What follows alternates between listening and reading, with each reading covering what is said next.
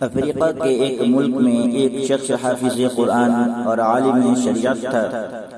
اسی سبب ایک مقتدی نے رمضان المبارک میں ان کو افطار میں اپنے گھر بلایا۔ عالم جی نے دعوت قبول کی اور افطار کے وقت اس مقتدی کے گھر پہنچے اور وہاں ان کا بہت شاندار استقبال کیا گیا۔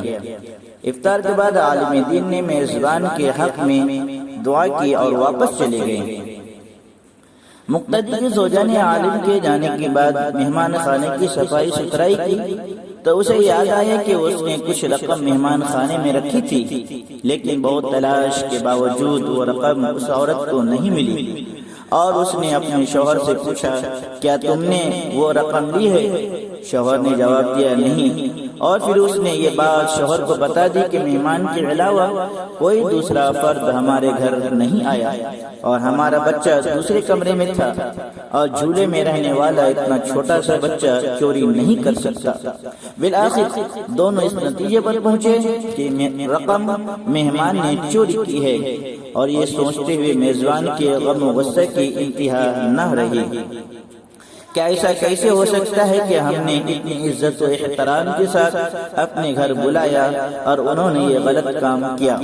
اس شخص کو قوم کے لیے نمونہ عمل ہونا چاہیے تھا، نہ کہ چور ڈکیٹ۔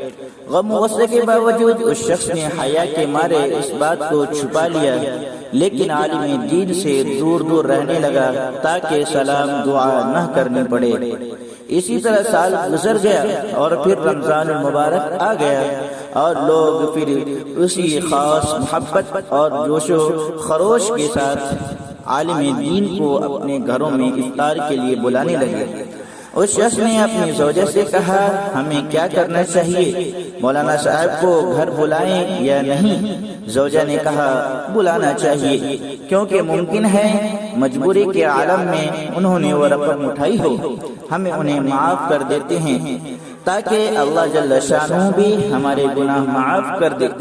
اور پھر اس شخص نے مولانا صاحب کو اسی عزت و احترام کے ساتھ اپنے گھر افطار پر بلایا، اور جب افطار وغیرہ سے فارغ ہو گئے تو میزبان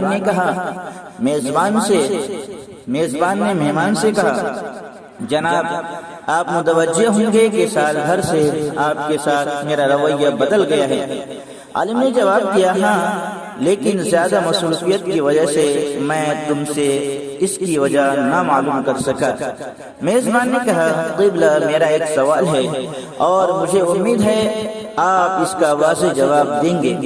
پچھلے سال رمضان المبارک میں میری زوجہ نے مہمان خانے میں کچھ رقم رکھی تھی اور پھر وہ رقم اٹھانا بھول گئی، اور آپ کے جانے کے بعد ڈھونڈنے کے باوجود وہ رقم ہمیں نہیں ملی، کیا رقم آپ نے لی تھی؟ عالم دین نے کہا ہاں میں نے لی تھی۔ میزبان حیران پریشان ہو گیا، اور عالم جی نے اپنی بات جاری رکھتے ہوئے کہا جب میں مہمان خانے سے جانے لگا تو میں نے دیکھا کہ کاؤنٹر پر پیسے رکھے ہوئے ہیں، چونکہ تیز ہوا چل رہی تھی اور نوٹ ہوا سے ادھر ادھر اڑ رہے تھے، لہٰذا میں نے وہ نوٹ جمع کیے اور میں وہ رقم فرش کے نیچے یا کہیں اور نہیں رکھ سکا کہ ایسا نہ ہو کہ تم وہ رقم نہ ڈھونڈ سکو اور پریشان ہو جاؤ۔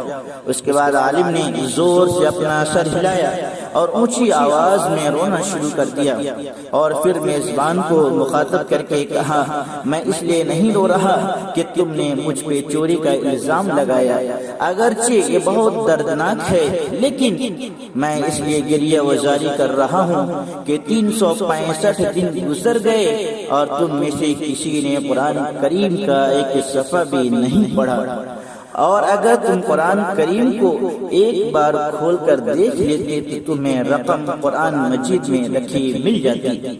یہ سن کر میزبان بہت تیزی سے اٹھ کر قرآن مجید اٹھا کر لایا اور جلدی سے کھولا، اور اس کی مکمل رقم قرآن مجید میں رکھی نظر آ رہی تھی۔